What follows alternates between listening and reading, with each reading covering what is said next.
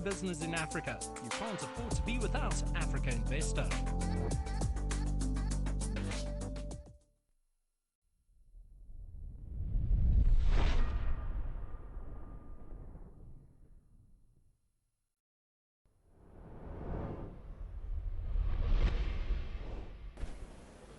So welcome to the high-level panel on blended investment.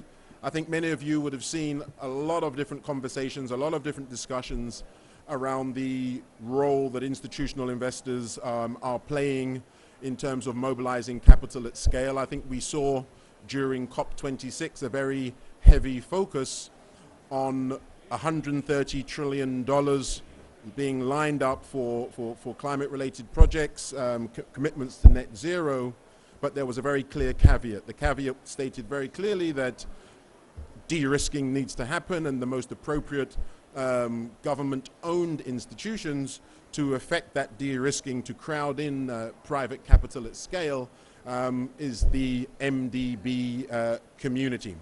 So everyone on this panel here has got deep and vast personal, institutional experience and exposure to what we believe is the catalytic role that multilateral development banks can play in terms of crowding in private capital at scale and de-risking private capital at scale. And I think we want to separate them out just a little bit, because there's a longer term role.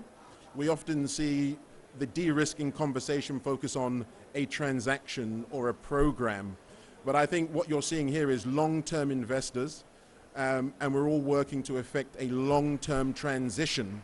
So there's a much bigger strategic opportunity. Rather than de-risking a project or de-risking a program, you're actually de-risking a geography's transition from emerging to no longer emerging, and as a consequence, you're affecting in a positive way the risk profile.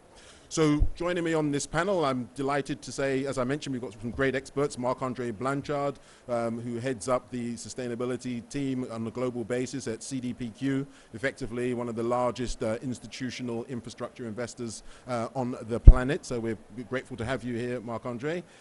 We also have Franny Lotia. Many of you know her. She's worn so many different hats. It's going to be great to get her views.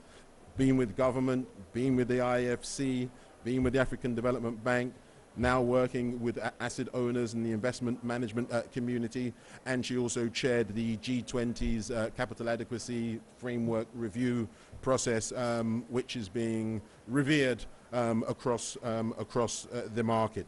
We also have to her right Faith Ward, who is the chair of the Institutional Investors Group on Climate Change, and she's also the Chief Responsible Investment Officer at Brunel Pension Partnership in the UK.